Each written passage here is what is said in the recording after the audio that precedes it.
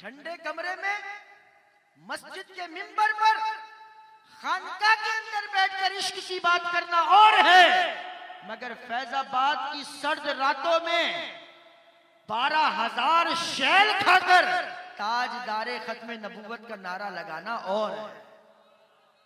पता चले हुजूर के गुलाम बैठे, पता चलना चाहिए। और हुजूर भी यही चाहते हैं, मेरी बात हो तो सामने वाले का धुआं निकले। मेरे पास वक्त नहीं, मैं वो हदीसें भी पढ़ूं। हुजूर चाहते यही हैं कि मेरे गुलाम जब बात करें तो ऐसी बात हो कि दुश्मन का धुआं निकले। समझ रहे? ठंडे कमरों में इश्क की बात और होती है, असल पता तो आशिक का मैदान में चलता है। तो वो चावल खाने वाला गुलाम मत बनो, बल्कि जब वक्त आए उनकी इज्जत पे पहरा देने के लिए तो फौरन पहुंचो कि जी हमने तो गर्दन उनके लिए रखी है। देरी वहां पर नहीं होती। कौन है? हजरत हंजला। शादी हुई है रात को, शादी हुई और सुबह आवाज आ गई हुजूर बुला रहे हैं। अब शादी हुई थी, गुस्ल करना था। गुस्ल करने में कितनी देर लगती है?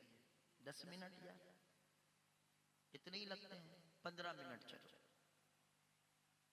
मगर इतनी देर भी नहीं लगाई कि गुस्ल करके पहुंचूं। जैसी सुना हुजूर बुला रहे हैं, फौरन पहुंच गए। बताना मुझे, ये मैं दीन बता रहा हूं, यही दीन है। इतनी देर भी ना लगाई कि गुस्ल कर लूं, क्या हुजूर बुला रहे हैं। ओहद के लिए जाना था, गज़वा ओहद के लिए।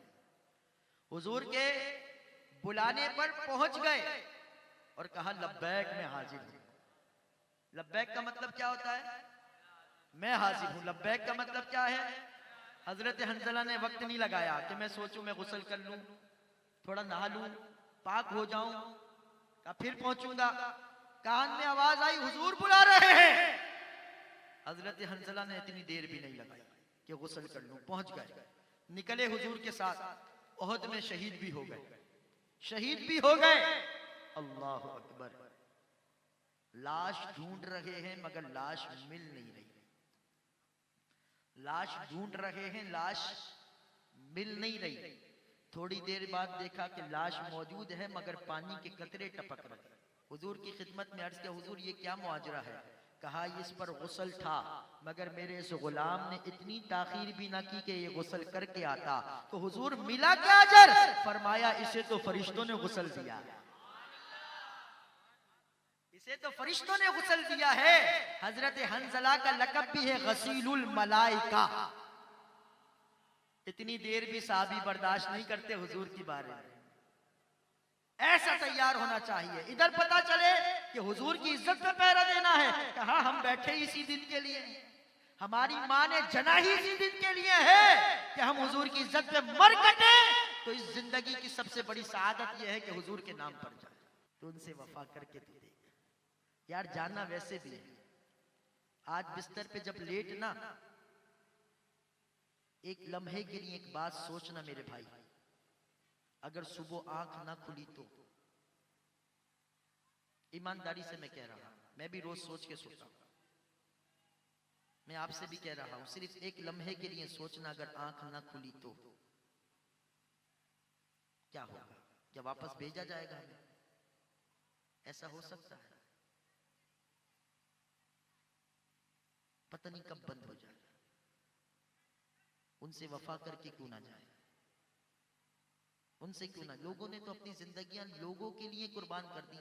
तुम भी कराची में रहे, मैं भी रहा, मैंने देखा लोगों ने रपोशियां काटी हैं अपने लीडरों के लिए। लोगों ने माँ बाप के जनाजे नहीं पढ़ सके क्योंकि वो रपोश थे।